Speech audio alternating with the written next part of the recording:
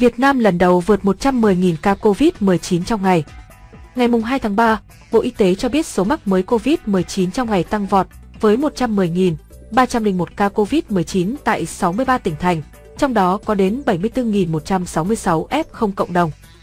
Tính từ 16 giờ ngày 1 tháng 3 đến 16 giờ ngày 2 tháng 3, trên hệ thống quốc gia quản lý ca bệnh COVID-19 ghi nhận 110.301 ca nhiễm mới, trong đó 21 ca nhập cảnh và 110.280 ca ghi nhận trong nước, tăng 11.537 ca so với ngày trước đó tại 63 tỉnh thành phố, có 74.166 ca trong cộng đồng. Hà Nội tiếp tục dẫn đầu cả nước với 15.114 F0, tiếp đến là Bắc Ninh 4.698, Nghệ An 4.329, Quảng Ninh 3.992, Sơn La 3.672, Hưng Yên 3.458, Lạng Sơn 3.186, Nam Định 3.176, Phú Thọ 2.993, Vĩnh Phúc 2.934, Lào Cai 2.756, Thành phố Hồ Chí Minh 2.746, Thái Nguyên 2.684, Đà Lạt 2.667, Hòa Bình 2.599, Bắc Giang 2.546, Hải Phòng 2.510, Hải Dương 2.318, Yên Bái 2.293, Ninh Bình 2.293, Quảng Bình 2.270, Tuyên Quang 2.237, Hà Giang 2.179, Khánh Hòa 2.076, Thái Bình 2.058, Bình Phước 1.699, Điện Biên 1.572, Đà Nẵng 1.458, Cao Bằng 1.438, Đắk Nông 1.391, Thanh Hóa 1.389, Bình Định 1.380, Hà Nam 1.345, Bắc Cạn 1.224, Cà Mau 1.180, Lai Châu 1.151, Bà Rịa, Vũng Tàu 1.123, Gia Lai 1.093, Quảng Trị 1.084, Lâm Đồng 1.059, Bình Dương 1.033, Phú Yên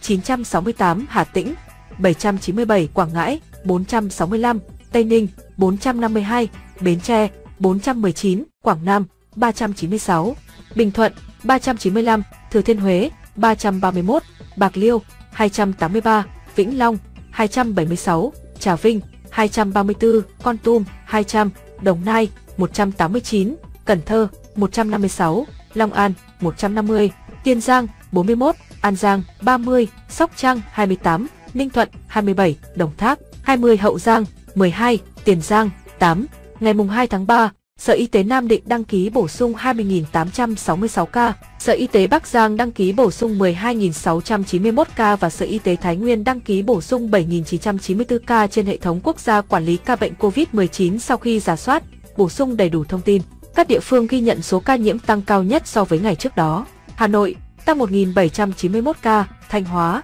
tăng 896 ca, Bắc Ninh tăng 765 ca. Trung bình số ca nhiễm mới trong nước ghi nhận trong 7 ngày qua là 88.033 ca ngày. Kể từ đầu dịch đến nay, Việt Nam có 3.709.481 ca nhiễm, đứng thứ 30 phần 225 quốc gia và vùng lãnh thổ. Trong khi với tỷ lệ số ca nhiễm 1 triệu dân, Việt Nam đứng thứ 142 phần 225 quốc gia và vùng lãnh thổ. Bình quân cứ 1 triệu người có 37.552 ca nhiễm. Trong đợt dịch thứ 4, từ ngày 27 tháng 4 năm 2021 đến nay, số ca nhiễm ghi nhận trong nước là 3.702.080 ca, trong đó có 2.513.968 bệnh nhân đã được công bố khỏi bệnh. Các địa phương ghi nhận số nhiễm tích lũy cao trong đợt dịch này: Thành phố Hồ Chí Minh 538.861, Hà Nội 300.387, Bình Dương 299.327, Đồng Nai 101.588, Tây Ninh 91.384. Về tình hình điều trị, trong ngày có 36.902 bệnh nhân được công bố khỏi bệnh, nâng tổng số ca được điều trị khỏi lên 2.516.785 ca. Số bệnh nhân nặng đang điều trị là 3.949 ca, trong đó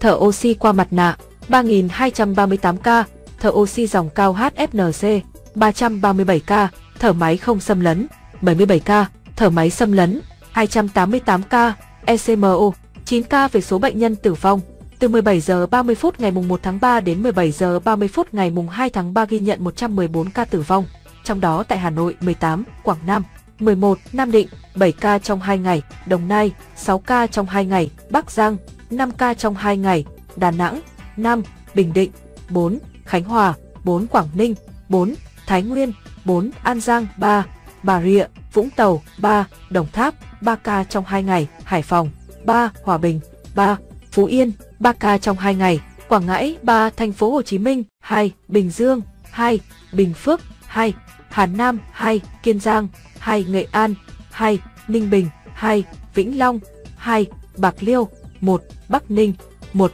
Đà Nẵng, 1, Gia Lai, 1, Lâm Đồng, 1, Lạng Sơn, 1, Lào Cai, 1, Sóc Trăng, 1, Thái Bình, 1. Trung bình số tử vong ghi nhận trong 7 ngày qua là 97 ca ngày. Tổng số ca tử vong do Covid-19 tại Việt Nam tính đến nay là 40.452 ca, chiếm tỷ lệ 1,1% so với tổng số ca nhiễm. Tổng số ca tử vong xếp thứ 24 phần 225 vùng lãnh thổ. Số ca tử vong trên 1 triệu dân xếp thứ 128 phần 225 quốc gia, vùng lãnh thổ trên thế giới. So với châu Á, tổng số ca tử vong xếp thứ 6 phần 49, xếp thứ 3 ASEAN.